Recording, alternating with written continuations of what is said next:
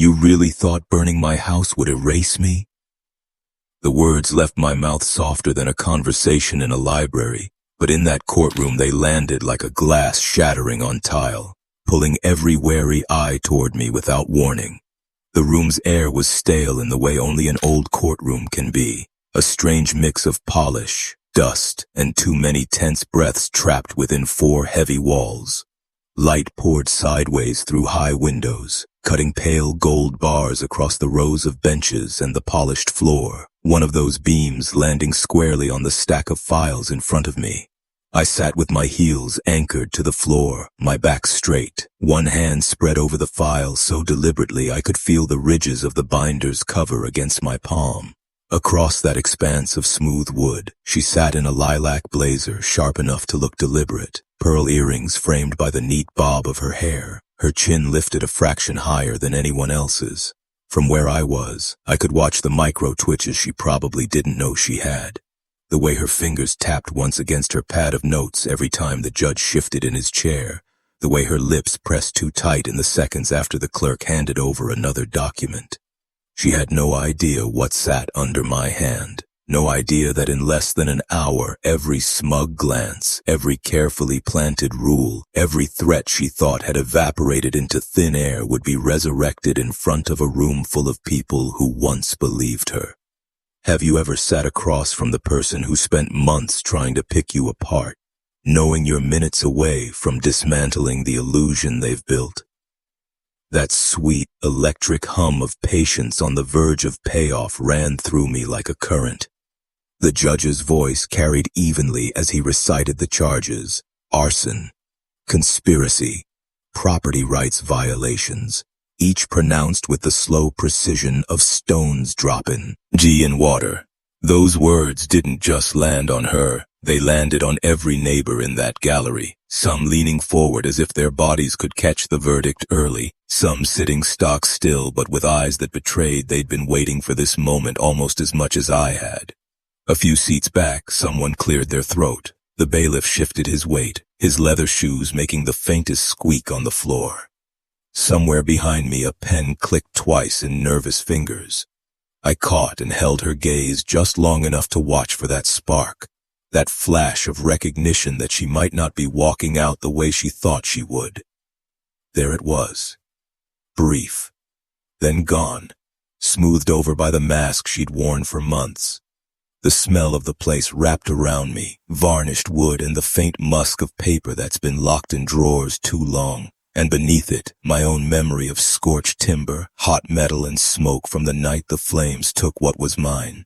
I let that memory sit there, not to rattle me, but to remind me why my posture didn't bend and why my grip never loosened on the truth. The file under my hand felt heavy, heavier than it should have, as though the weight of every affidavit, every time-stamped photo, every signed witness statement was pulling against the table. The judge reached for the gavel, his fingers trailing the smooth curve of the handle, and I could feel the room itself lean into that movement, the air narrowing down to this single pivot point between the before and the after. Whatever script she'd imagined for today was seconds from being torn in half. Where are you watching from? Drop your city in the comments, and if you believe bullies deserve what's coming to them, hit subscribe now because you do not want to miss what happens next. I've been called stubborn before, sometimes by people who meant it as a compliment and sometimes by those who meant it as a warning, but I see it as knowing the worth of what's mine and being unwilling to let anyone rewrite that. This house wasn't some inheritance I stumbled into or a whim purchased on a lucky day. It was built piece by piece out of years of sacrifice, of clocking double shifts while the rest of the world went home to dinner, of making do with what I had instead of buying new, of declining the little luxuries my friends said I'd earned, all because I had a picture in my head of a place that belonged to me in every way that mattered. When I finally walked up those front steps for the first time, key in hand, I promised myself it would be more than just wood and glass. It would be a place that remembered the people who made it a home. The porch was wide enough to hold an entire summer evening. Soft light spilling from the doorway. A glass of sweet tea sweating onto the arm of the rocking chair. Laughter carrying from a friend seated cross-legged on tea. A railing inside the hallway caught the afternoon sun and led you past walls lined with framed photographs from generations past. The couch sagged just perfectly where my grandmother's quilt, faded but not forgotten, was folded in the corner, and the kitchen smelled faintly of apples even when there wasn't a pie in the oven. Because decades ago, my mother must have baked enough of them to let the scent settle into the grain of the cabinets.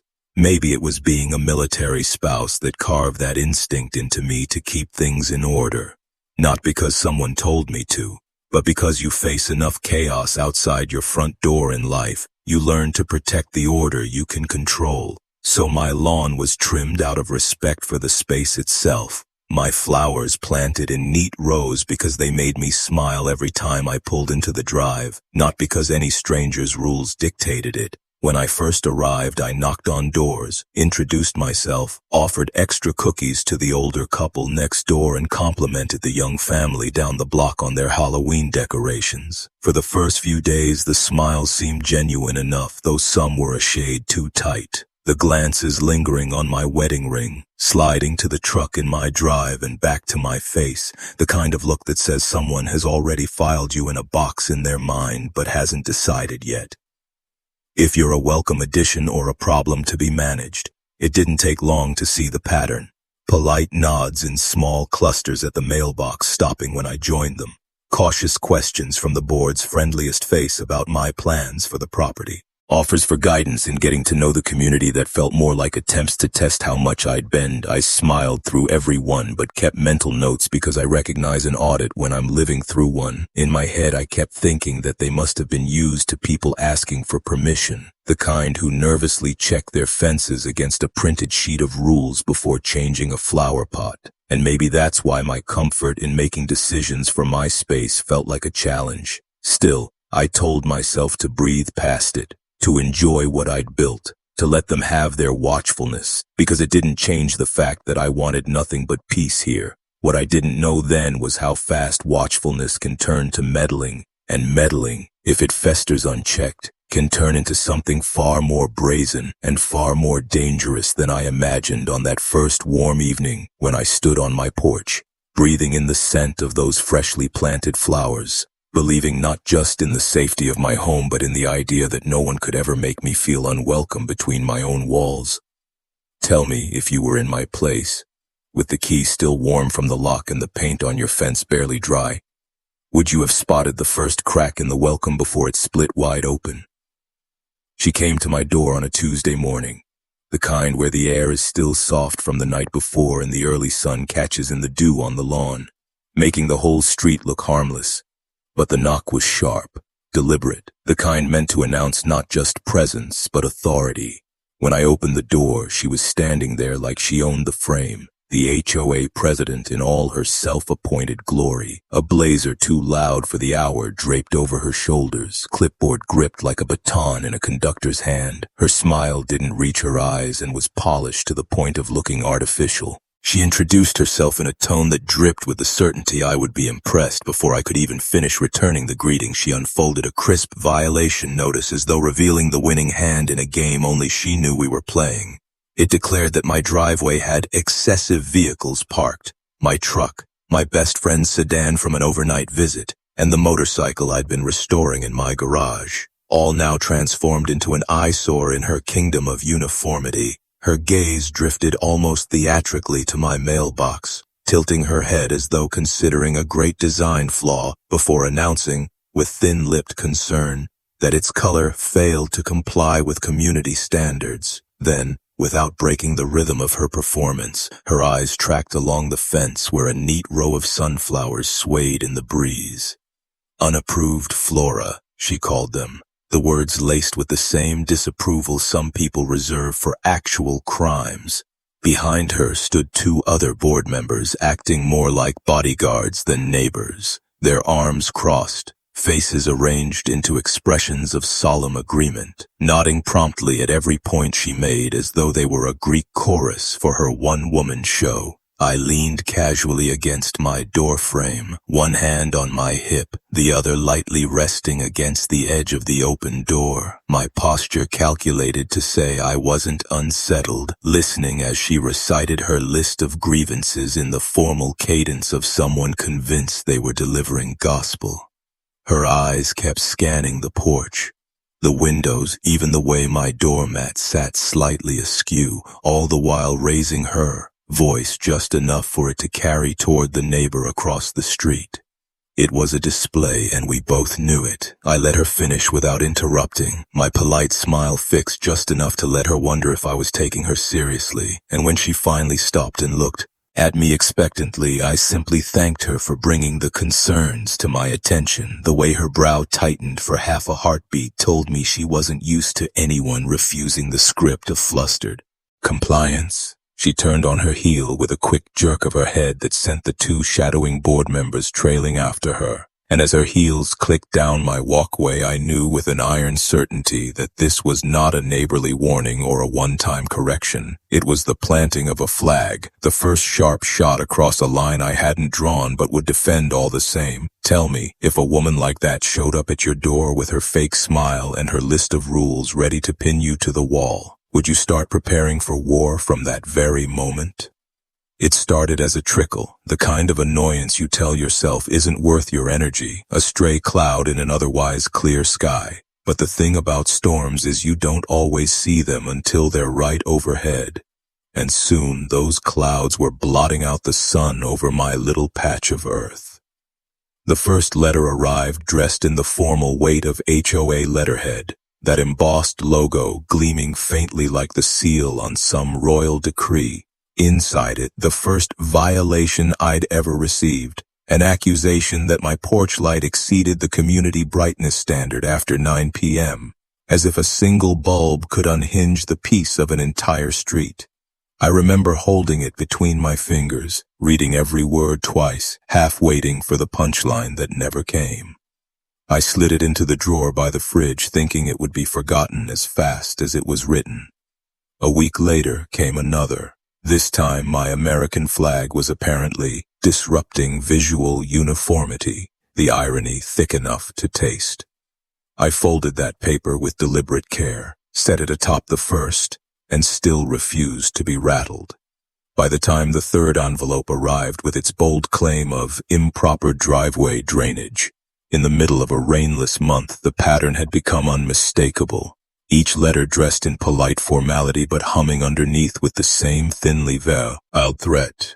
Address these issues or face further action that sounded more like punishment than procedure. The signature at the bottom was always hers, HOA president, and I could almost see the smug tilt of her chin as she signed. But it didn't stop with paper. Twice I caught sight of her at the edge of my lawn, once pretending to scroll her phone while angling it just enough to capture the front of my house, another time holding a stilted conversation with a neighbor across the street, her gaze slicing repeatedly toward my porch under the guise of casual engagement. I could have called her out right there, but there's power in letting someone believe they're invisible when you're watching their every move.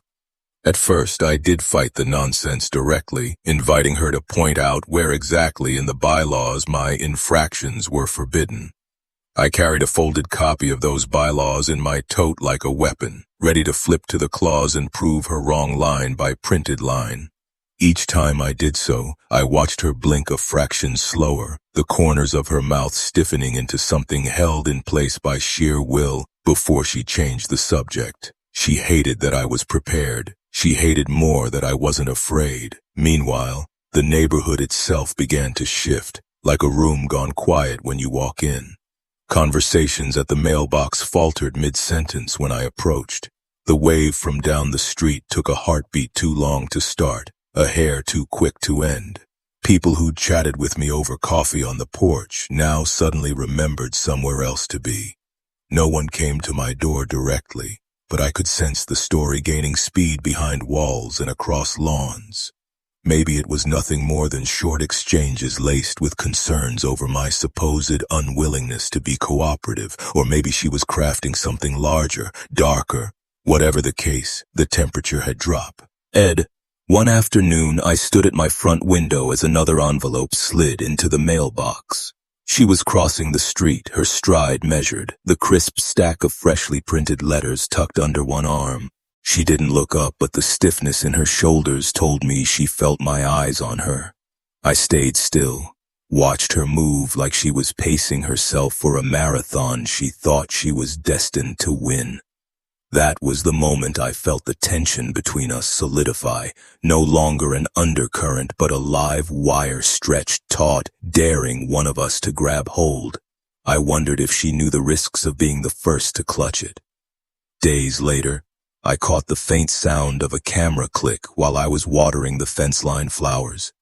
She was by the corner again, fast enough to pocket her phone when I turned, but not fast enough to hide the way her lip curled when she met my gaze. I didn't say a word, but the silence between us was louder than any argument I could have started. It told her I saw her, knew her game, and wasn't bowing out. I also knew all this was just posturing, low-level skirmishes before something far bigger. And here's the thing. Every time she pushed, she was revealing her own tells. How she preferred third-party evidence over direct confrontation, how she leveraged perception as a weapon, how she thought my gender might make compliance more likely.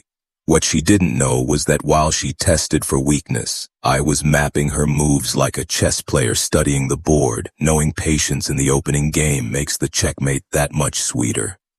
There's a difference between ignoring a fight and waiting for the right moment to win it. She didn't seem to know which one she was dealing with. So I let the letters pile, documented each with the precision of someone who knows the power of a paper trail. I shifted my routine just enough to catch her in the act more often yet still appear untouched. Lingering on the porch with I also knew all this was just posturing, low-level skirmishes before something far bigger.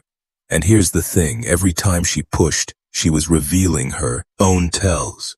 How she preferred third-party evidence over direct confrontation, how she leveraged perception as a weapon, how she thought my gender might make compliance more likely. What she didn't know was that while she tested for weakness, I was mapping her moves like a chess player studying the board, knowing patience in the opening game makes the checkmate that much sweeter. There's a difference between ignoring a fight and waiting for the right moment to win it. She didn't seem to know which one she was dealing with. So I let the letters pile, documented each with the precision of someone who knows the power of a paper trail.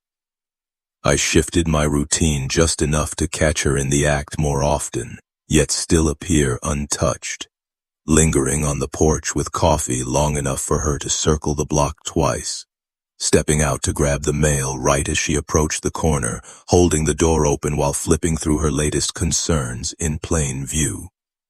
The truth was, I was feeding her a false sense of momentum because I needed to see what she'd do next when patience wasn't in her vocabulary. And I didn't have to wonder for long. When the next escalation came, it wasn't in another envelope. It was in the way she stood in front of the whole board at a meeting, clutching her laminated copy of community regulations like scripture, starting each sentence with "residents have expressed," while her eyes flicked to me over the rim of her glasses.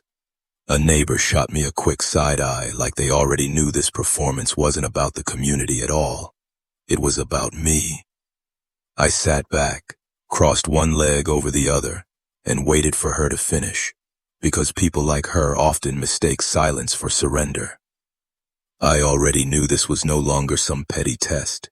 This was the opening act to something brazen, something mean, something meant to do more than shake my confidence.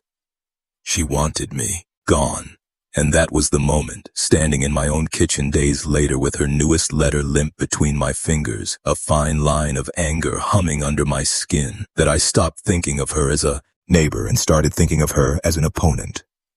A neighbor plays with incivility, no matter how pointed the complaint. An opponent will burn down the rules and smile at you through the smoke.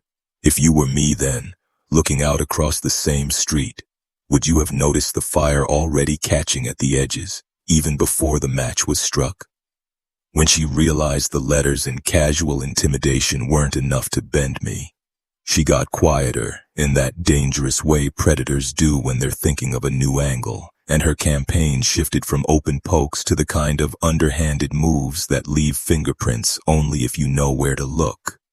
The first sign was an email from the county's permitting office, dry and bureaucratic on the surface, telling me my already approved porch extension was now pending compliance review after a complaint had been lodged citing multiple unresolved violations. I didn't need them to tell me who made the call. I could hear her clipped tone in every line of that complaint, a tone rehearsed enough to sound official to someone who didn't know better, a tone I'd listened to in person often enough to recognize instantly. 2 days later, my neighbors started pulling glossy, full-color flyers from their mailboxes, each one showing zoomed-in photos of my home, the driveway with my truck and visiting friends' cars, the trash cans tucked neatly but somehow labeled unsightly, the motorcycle covered in the garage but framed just right to look like clutter. Under each image was a snide caption dressed up as concern for community standards, and a reminder that multiple notices remain unaddressed for this property. There was no signature, no HOA letterhead, but I didn't need those to know who was behind it. I noticed the way it changed the air almost immediately. How the neighbor who once waved with a smile now kept her grocery bag tight to her chest as she passed, how greetings became shorter, cooler, like speaking to me might land someone on her bad side. It was a performance for the entire neighborhood, a skit in which she got to play the exasperated guardian of order and I was cast as the stubborn troublemaker disrupting her perfect street. What she didn't know was that while she fed herself the satisfaction of thinking her story was taking root, I was quietly writing a story of my own, adding everything, every flyer, every letter, every whispered accusation I could verify, to a binder thick enough now that it had to be stored flat in my desk drawer so it wouldn't warp under its own weight, each page dated, cross-referenced, backed up digitally to hard drives she couldn't touch. I made small talk with her at community cleanups, complimented her on the turnout for the holiday parade, asked after her day in that friendly way that drives people like her crazy because it refuses to match the battle in their head. She mistook that for weakness, and so she pushed harder, once stopping 2 other residents in the street within obvious earshot of me to talk about ongoing concerns with a tone just shy of gossip. Another time planting herself by the only entrance to the community yard sale so every person passing would see her shake her head at the cracked flower pot near my table. I didn't flinch. I even gave her a cheerful little wave before selling that pot to a teenager who thought it was coolly rustic. Still, her pace quickened, as if my composure meant she'd need to hit faster to land harder, and in her rush, she left trails. One evening at the shared mailbox cluster, a neighbor I barely knew slipped an envelope into my hand without a word and walked off. Inside was one of the flyers, but this one had been printed without cropping out the faint watermark from her home printer. It was as if she had handed me a signed confession without realizing it. I slipped it into the communications section of my binder with a calm smile that would have made her itch if she'd seen it, because to someone like her, patience isn't caution, it's alien. And my patience was becoming the silent blade she couldn't see, sharpening one documented moment at a time. Some nights, after the street went quiet, I'd flip back through the folder, the clink of the binder rings opening loud in the stillness, the pages rustling like a deck of cards shuffling toward a winning hand. Upstairs, the clock would tick past midnight, and I'd imagine her across the way, already asleep in the comfortable lie that she still controlled the board. And I would think about how people like her never seem to notice the slack disappearing from the rope until they feel it cinch. Tell me, if you were in my place, holding the very evidence your enemy was supplying you with in their effort to tear you down, would you warn them that they were weaving the noose themselves, or would you let them keep pulling tight? When the flyers and whispered accusations failed to corral me into the place she'd cleared for me in her mind, the paper trail she left at my door took on a new flavor. Thicker envelopes now, their edges pressed tight like they were holding in more venom than ink, stamped in an aggressive blood-red final notice that bled through the otherwise pristine front. Inside, her words had dropped any pretense of community service and sharpened into warnings that legal proceedings could be initiated, that liens could be placed on my home, that foreclosure was an unfortunate but potential outcome if I continued to disregard her directives.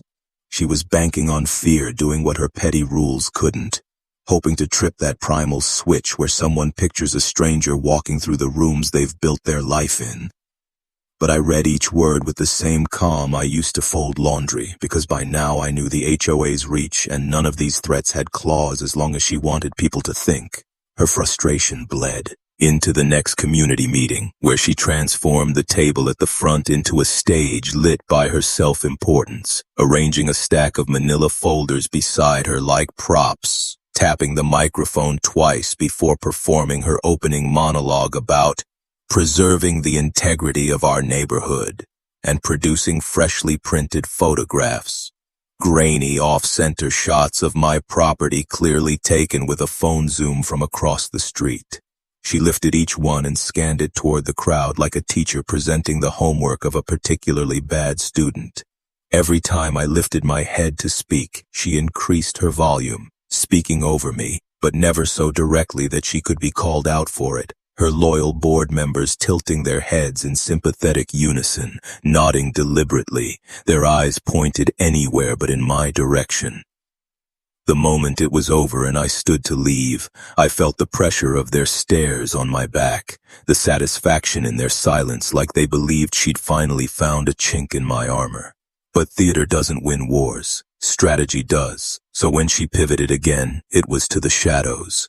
A package I'd been tracking for days suddenly updated to return to sender, despite never having been delivered. Another box, this one carrying parts for my motorcycle restoration, arrived water-warped, the cardboard sagging as if it had been abandoned in the rain until it couldn't hold its shape.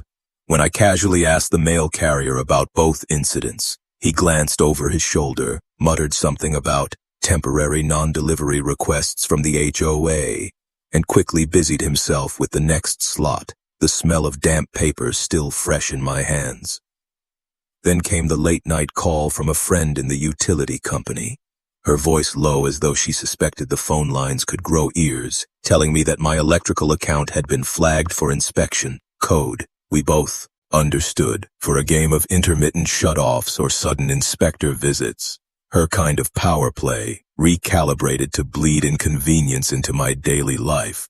The pressure wasn't constant, but it was always there, like the ache around a healing bruise, enough to remind you it exists every time you move. Instead of sprinting after every jab, I shifted, turned my evenings into quiet missions, the rug in my living room becoming the staging ground for pages of state law printouts mapped across the coffee table. Highlighters marking the lines that gutted her imagined authority, tabs along the edges for quick access if I needed to fire off a counterpoint. My pen scratching thoughts into the margins about how this statute or that ruling could be dropped like an anchor in any exchange we might have. Some nights I'd call my utility friend back to confirm a regulation or get a plain language translation of county electrical policy, wanting to make sure no clause could be twisted against me. Every detail became another card face down in my deck waiting to be flipped.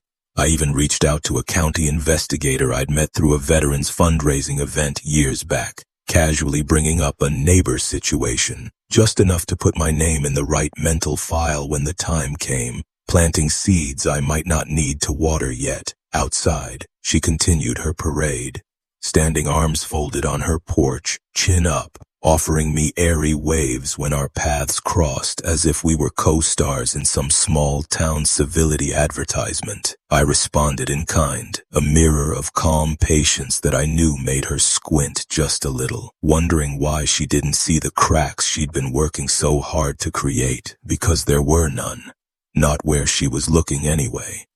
The truth is, the battle had already shifted to ground she couldn't see, her arrogance making her taller in her own mind, and I kept thinking that the higher she climbed, the more exhilarating it would be to watch the moment her foot missed the step. Have you ever watched someone get drunk on the certainty of their own control, knowing all the wit?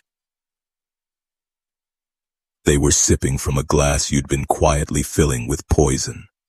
It was just after sunset, that quiet stretch of evening when the street lamps blink themselves awake and the air carries that in-between temperature that makes you want to linger outside a little longer. I was rinsing a coffee mug in the kitchen sink when my phone buzzed against the counter. The sound sharp enough to make me glance down immediately, the caller ID showing my neighbor's name, someone who didn't call unless it was important. So before I even picked up, I felt the shift in my chest, and the moment I answered, I heard it in her voice, tight and trembling under the rush of words. "You need to get back here right now." No preamble, no explanation, just enough urgency to make my body move before my brain caught up. I snatched my keys from the hook, left the mug half full of suds, and was already in the driver's seat when I realized I hadn't even locked the door behind me. The drive back to my street felt longer than it should have, every red light pressing like a hand on my chest. And halfway there, I caught the first glimpse of an unnatural color through the trees. Fire has a glow all its own, a hot, living orange that doesn't belong to anything but destruction. And as I cleared the last turn, the sight hit me with such force that I think I stopped breathing for a second. My house was ablaze, not just a flicker or a contained blaze in some unlucky corner, but roaring, devouring, the flames high enough to lick at the low clouds. Their movement hypnotic in a sick way, like watching a predator take its time with its prey. The sound came next. The deep, almost animal roar of the fire itself, punctuated by the crash of something inside giving way. Maybe a beam, maybe a wall, and layered over it, the barked commands of firefighters and the heavy thud of boots on pavement. I pulled over hard without the inking, threw the car into park, and was out in the street before my door had swung all the way shut, drawn forward until the searing heat against my face stopped me at the yellow caution tape. The air was thick with the smell, acrid and heavy, smoke wrapping around everything, coating my tongue in bitterness. But under that was another scent, one you don't mistake once you've noticed it. Chemical, sharp, the kind of telltale trace fire investigators will later mutter about with gravity. Accelerant. I scanned the chaos automatically, part disbelief, part assessing the scene, watching hoses arc silver under the streetlights, steam rising where water met flame, neighbors huddled in clumps just far enough from the heat to feel safe, their faces lit in staccato flashes by the pulsing emergency lights. I recognized almost all of them, but what froze me was the one face I'd been expecting without admitting it to myself. Her. There she stood, the HOA president, perfectly placed, just inside the ring where observers gather for the best view, her expression constructed with surgical precision, a mask of concern worn like it might fall off if she moved wrong, one hand pressed to her chest in a gesture of empathy so polished it felt rehearsed. She leaned toward the woman next to her, murmured something I couldn't hear, and tilted her head sadly, eyes flicking once to the fire, once to the crowd. If anyone watching didn't know better, they'd have seen a good neighbor grieving over someone else's loss. But I knew better. Later, one of my few remaining allies on the block would pull me aside and confess they'd been present at a very different scene. An evening gathering in her kitchen where, wine glass in hand, she'd said, "Some problems just burn themselves out." A smirk around the rim as others laughed softly. The words didn't surprise me as much as they clarified something that had been shadowed before. This wasn't coincidence, wasn't bad luck, and it sure as hell wasn't over. I wanted to close the distance between us, to walk right up and say her name loud enough to cut through too, the hiss of water and the groan of collapsing timber, to watch the flicker in her eyes when she heard it. But rage makes people clumsy, and clumsy leaves traces you can't erase in court, so I stayed where I was, my arms folding under the weight of the restraint, my chin level, refusing to give her anything she could twist into a story of hysteria or instability. Around me, the fire crews moved with grim coordination, blades of chainsaws biting through what remained of a porch beam, metal roof gutters dropping with a warped thunk onto scorched lawn, radios crackling orders, the glow reflecting in the visors of their helmets. The edges of the structure were already collapsing inward, the roof shuddering before sinking under its own charred weight. Sparks sprang skyward like fireflies in reverse. I stood there long after my lungs ached from the air, committing every inch of that sight to memory. Not to relive the loss, but to remember exactly what her victory lap looked like. In her mind, this was checkmate, the final blow in a game she thought she'd been winning since the first violation notice hit my mailbox. But here's the irony. If I'd learned anything about her by now, it was that she always moved fastest when she thought she had won, and rushing leaves cracks wide enough to slip through. The fire had destroyed wood and glass, yes, but it had also burned away any veneer she'd used to hide behind. This was bold, reckless, and because of that, it was traceable. The kind of move you could build an entire case on if you were patient enough. I watched her glance in my direction once, maybe to confirm whether I was crying, shaking, broken. Whatever image she'd been hoping to leave burned into everyone's mind alongside the house. Instead, she saw me still, steady, my silhouette unmoving in the dance of shadow and flame. I nodded once at her, tiny and almost imperceptible, but enough to make her eyes narrow ever so slightly before she looked away. That tiny fissure in her composure was all I needed to know I'd answered her play without a word. And as the hoses kept hissing, the roof finally caving completely, I thought about every file, every photo, every documented overreach sitting safely away from this fire's reach, the evidence that would one day turn her smug wave into a mugshot. So I stayed until the worst of the flames had surrendered to steam, until the night smelled more of wet ash than active burn, the crowd thinning to murmurs and sidelong glances. People left in pairs or small groups, pulling jackets tighter around themselves, glancing over at me and then quickly away. She was one of the last to go, finally drifting from her spot as though reluctant to leave the closing scene of a play she believed herself the star of. And that was fine. Let her think she'd written the ending. I already knew this was just the halfway mark, the midpoint in a story she didn't realize she'd stopped being the author of a long time ago. Tell me, if someone burned everything you'd built to the ground and then stood there to watch it crumble, would you give them the satisfaction of seeing you break, or would you let them walk away believing they'd won, while you built the trap they'd never see coming? The smell of smoke didn't leave me, not from my hair, not from my clothes, and not from the corners of my mind. No matter how many showers I took or how long my laundry hung in the sun, it was there, clinging like it knew it still had work to do. I wore it almost like armor, a reminder every time I caught the scent that this wasn't over, that I was still standing. My first calls weren't emotional, they were tactical. The morning after the fire, I was on the line with the lead fire investigator assigned to the case, confirming in exacting detail when I could get copies of their full report, wanting every photograph, every chemical analysis, anything that would trace the path of that blaze back to its author.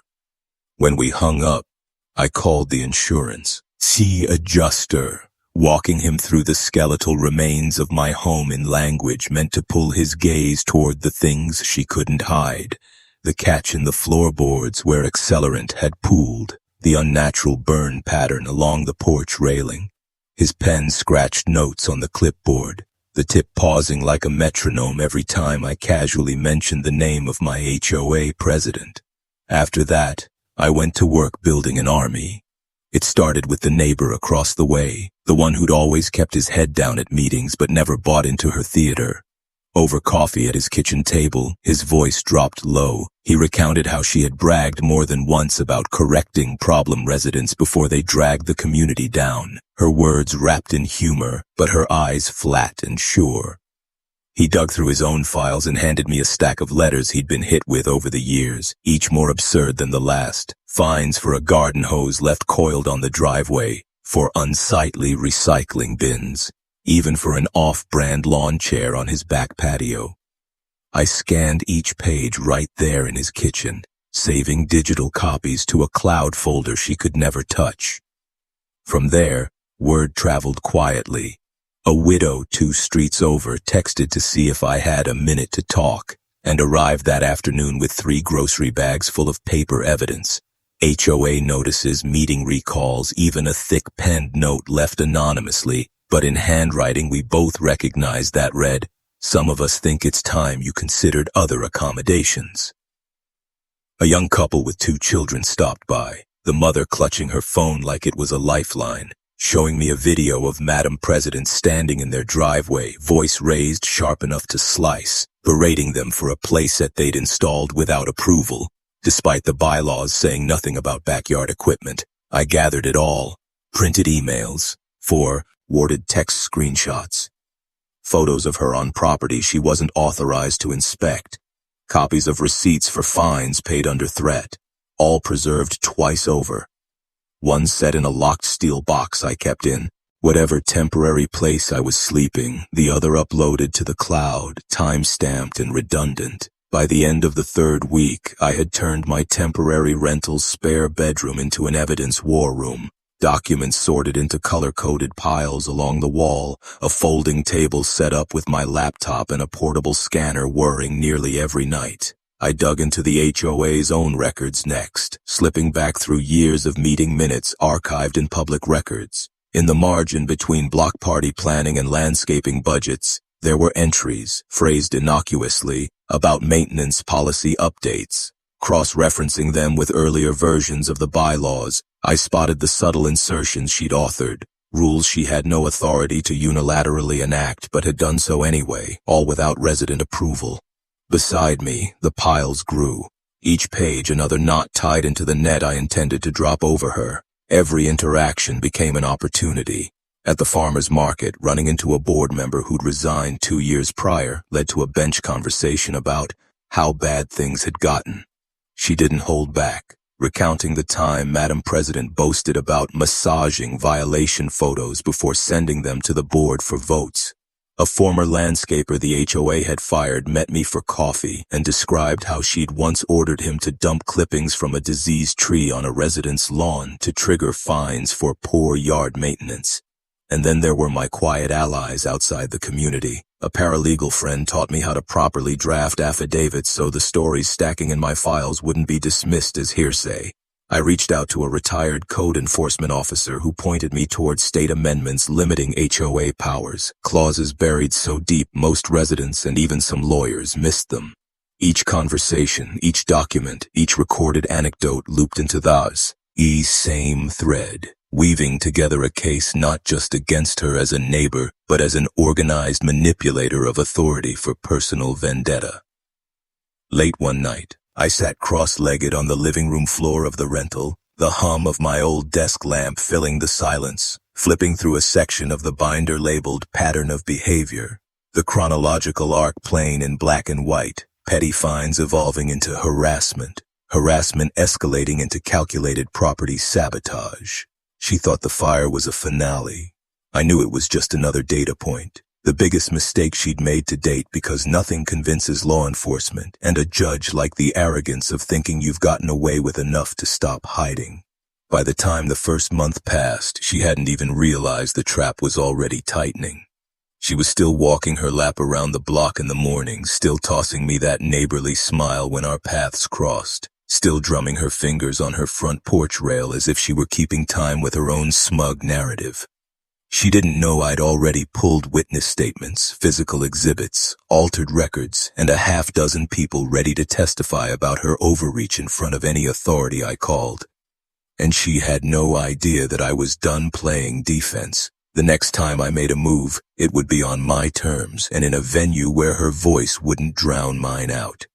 Tell me, if you were sitting on that kind of arsenal, watching the person who handed you every weapon stroll by like they still held control, would you be tempted to pull the string early, or would you savor the slow tightening of the net?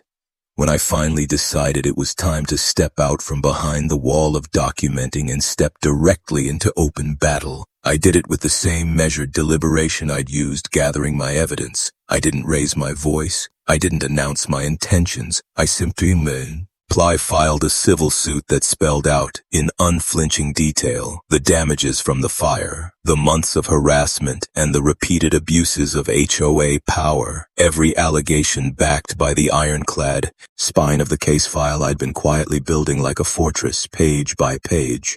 I watched the expression on my attorney's face shift from impressed professionalism to something that looked suspiciously like glee as she paged through, nodding when I explained how every dated photograph, every recorded conversation, every anonymous note could be linked back to the same hands, her pen moving with quick, practiced flicks as she began drafting subpoenas for the HOA's complete financial records, with the kind of specificity you only use when you know exactly what you're going to find. When the documents came back, thick with years of transactions, my hunch was confirmed and then some. Hidden among predictable line items for landscaping and maintenance were transfers to consultants no one could identify, payments for community upgrades that had never happened, and perhaps most damning, a string of internal emails between board members discussing a redevelopment project for my lot. The dates placing the conversation weeks before the fire turned my home into a smoking ruin. The language was coded, careful. Phrases like, once the property becomes available, and expedite if feasible. But the context was naked to anyone reading alongside the photos of my burned-out porch. My lawyer flagged every instance in bright yellow, her fingertips tapping the margin like a judge calling for order. And without needing to be told, I knew she saw exactly what I saw. Motive. When she was served with the packet thick enough to require a binder clip, I heard from 3 different sources that the HOA queen's hands actually trembled as she held it, though in public she tried to mask the tremor with louder than usual declarations that my lawsuit was nothing more than a distraction to hide insurance fraud on my part, throwing the accusation around like she thought the volume might replace evidence, but desperation has a scent, and hers was growing stronger. Neighbors told me she'd begun trying to rally support in person, knocking on doors she'd never bothered to visit before, holding impromptu sidewalk meetings where she leaned in close with a conspiratorial air, spinning stories about my pattern of instability in words that sounded as if she'd been practicing them in the mirror. Yet every one of those visits only gave my allies more material. I had sworn affidavits from 2 households recounting her sudden shift from smug distance to frantic canvassing, and photographs from a resident down the street of her shoving a stapled set of reference materials into the hands of anyone she could stop. The more she thrashed, the wider her trail became, the louder her voice, the more her eyes darted at the edges when she thought no one was watching. My attorney didn't need to coach me to stay silent in public, to let her bury herself with every misstep, but even if she had, I would have taken that advice. I knew the next phase wasn't about proving she was wrong in the eyes of my neighbors. It was about proving she was guilty in the only room that mattered, the one where her confidence would be worth less than the paper it was printed on. And when I locked the latest batch of signed and notarized witness statements into the steel box in my rentals closet, I felt a calm settle over me, the kind that comes from being certain not only that you can win, but that your opponent has already given you every tool you need to do it. Tell me, if you had that kind of unshakable hand in a game your enemy thought they were running, would you play it slow to break them piece by piece, or drop it all at once like a hammer they'd never see coming? The courtroom that morning felt like it was holding its breath, sunlight spilling through the high-paneled windows in hard, clean lines, slicing through the dust-soft air and catching on the polished edges of the judge's bench, every surface scrubbed of imperfection in a way that made what was about to happen even sharper. My attorney sat to my right, her neatly tabbed binders lined up like soldiers, the top one holding the sequence we'd practiced until we could almost recite it in our sleep. Across from us she sat, lilac blazer pressed, hair smoothed to a shine, pearl earrings catching the light. Her posture so rigid it looked painful, chin tilted at that precise defiance she thought would shield her. The judge called the case and my lawyer rose, sliding the flash drive into the port on the polished wooden podium. The screen behind her flickered white before settling into the first piece of our chain. grainy but clear enough to make the collective posture in the gallery shift forward. Night vision security footage from a neighbor's camera showing a figure stepping onto my porch in the witch quiet hours. The height and carriage unmistakable even in black and white. A faint shine swinging at her side that the fire investigators' report listed as a gas can. An audible murmur crept across the benches, then quieted again as the next witness took the stand. A delivery driver who testified to overhearing her not long before the fire, telling someone that some problems solve themselves. With a smile that wasn't meant for kindness, my attorney didn't rush. She let each piece breathe, the weight of it settling before moving to the next. Photos of pore patterns along the floor, lab reports matching the accelerant to a brand purchased in bulk by the HOA for unrelated maintenance. Receipts signed by her own hand, meeting minutes where my name appeared alongside phrases like fast, track if property becomes available. And then the moment we'd been saving, the recording from an HOA meeting months earlier where she'd let her mask slip entirely, her voice sharp and certain over the tinny playback. That house is coming down one way or another. No metaphor could soften it. No twist of context could take the sting out of what everyone in that room now understood it meant. She sat frozen, her attorney's whisper drowning under the sound of the clip echoing off the oak. The judge's eyes on her not with curiosity, but with the measured assessing weight of someone who'd already begun to decide. My heart wasn't racing because this wasn't surprise. It was the culmination of every page in my binder, every late night at the scanner, every quiet coffee with a neighbor willing to speak truth. And I watched her shoulders tighten, her gaze drop to the table as if she might find a line in her papers that could undo the last 20 minutes. But nothing on those pages could hide, could erase the fact that the gavel in the judge's hand was about to fall. And when it did, the strike was loud, final.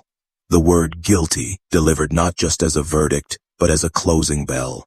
She didn't look at me, not directly, but I caught the angle of her jaw shift, the smallest shadow passing over her face like she'd finally recognized that all her months of plays had ended here, not in a victory lap, but in a crash. Tell me, if you were in that room watching the person who tried to ruin you, hear the word that ended their reign, would you feel relief, anger, or just the quiet satisfaction of knowing the game was finally over? The days after the verdict moved with a strange rhythm, a mix of restoration and reckoning, as if the neighborhood itself was exhaling for the first time in years. The news traveled faster than even her gossip ever could. Headlines in the local paper printed her name alongside words like guilty, arson, and fraud, and the reality of what had happened began rippling outward. The HOA board seemed to crumble overnight. Members who had sat beside her for years quietly handing in resignations, some trying to do it discreetly to save face, others disappearing altogether as state auditors moved in with boxes, combing through years of finances that I'd pointed them toward, their findings so extensive that the board was formally dissolved within weeks. The HOA that had ruled over this subdivision like a little fiefdom simply ceased to exist, replaced by a temporary committee that made it clear their only function was to organize an election for leadership rooted in fairness, not control. In the meantime, she was trading her tailored lilac blazers and pearls for the scratchy orange of a prison uniform, her hands cuffed as she was escorted past the steps of the courthouse on the day sentencing was read. 5 years in state prison plus an order to pay me full restitution for the fire, every fine I'd been wrongfully given, and my legal fees. A sum so steep I almost pitied her. Almost. When the community gathered to vote on new leadership, I stood in the back and watched residents choose people they trusted, folks who spoke plainly, set clear goals, and promised to keep their positions transparent. And for the first time since moving here, those promises didn't sound like performance. Demolition crews arrived a week later to clear away the last blackened remains of my old house. Machines rolling over the foundation while I stood to the side with the blueprints of what would replace it clutched in my hands. This wasn't just rebuilding, it was reclaiming. I made the porch 2 feet wider so more chairs would fit during summer evenings, doubled the insulation in the walls, updated the kitchen the way I'd always dreamed, and yes, I replanted the sunflowers along the fence line exactly where they'd stood before. bright in gold as against the fresh boards she had once called unapproved flora. Every hammer swing and every brush stroke felt like closing another door she had once tried to wedge herself through. Neighbors I barely knew before stopped by to drop off cookies or offer help. One even brought his teenage son over to help plant flowers, saying he wanted the boy to see what standing your ground looks like. I noticed the way people lingered on the sidewalk now, smiling without tightness, the quiet replaced by conversation, the street's air somehow lighter, and at night, as I stood on the new porch in the glow of the properly compliant light, I would take in the home I had rebuilt exactly where it had been torn away, stronger in every way. And I sometimes wondered if in her cell, with nothing but time, she thought about that view, about how she had risked everything to try to take it and how, in the end, she had only made it more permanent. Tell me, if you were me, would you find satisfaction in that thought, or would you simply move on, letting the victory speak for itself every time the sun hit those sunflowers? If there's one lesson this entire ordeal carved into me, it's that you should never underestimate the quiet neighbor who minds her own business, because sometimes that neighbor knows every inch of the rule book, every loophole tucked between the lines, and exactly how to turn those weapons back on the person trying to use them against her. I didn't win because I shouted the loudest or made the most dramatic scene. I won because I knew my rights. I documented every scrap of evidence like my future depended on it, and I was willing to let patience do the heavy lifting, the kind of patience most bullies can't survive. What a lot of people don't realize, and what I hope someone watching this remembers, is that in many states an HOA cannot enforce rules that aren't formally recorded in its bylaws, no matter how official their paper looks, and harassment over your property, whether it's bogus fines, public shaming, or deliberate interference, can cross into territory that carries serious civil and even criminal penalties. As for arson, there is no brushing that off, no misunderstanding defense. When investigators can prove accelerant was used, when financial motives trace back to redevelopment schemes, when witness statements line up with patterns of harassment, the law doesn't just look for restitution, it looks to make an example. This wasn't just about proving she broke the law, it was about showing that she thought she could bend it until it snapped, and that nobody would care enough to stop her. I think about all the people who came forward once they knew I was fighting, people who thought they were alone, who'd been quietly swallowing her threats for years. And I hope what we did here reminds them that silence isn't the only option, that standing your ground doesn't always mean meeting aggression with equal aggression. Sometimes it means holding your line so firmly that your opponent walks right into the trap they built themselves. I look at my new home, rebuilt stronger in the exact place she tried to erase, and I can't help but feel that it's more than a victory for me. It's a symbol for anyone who's ever been cornered by a petty tyrant and found their way out. So now I'll ask you, have you ever had to deal with a self-appointed ruler who mistook your calm or weakness? Tell me your story in the comments, because the more we share these, the harder it is for people like that to thrive in the shadows. Like this video, if you believe in giving bullies exactly what they deserve, subscribe so you don't miss the next story where control meets consequences, and share this with someone who needs a reminder that they're not fighting alone. And finally, tell me, what should the next video tackle? Another HOA nightmare, a neighbor feud that boiled over into chaos, or the most outrageous Karen meltdown you've ever seen firsthand? Your idea might be the very next story I bring to life.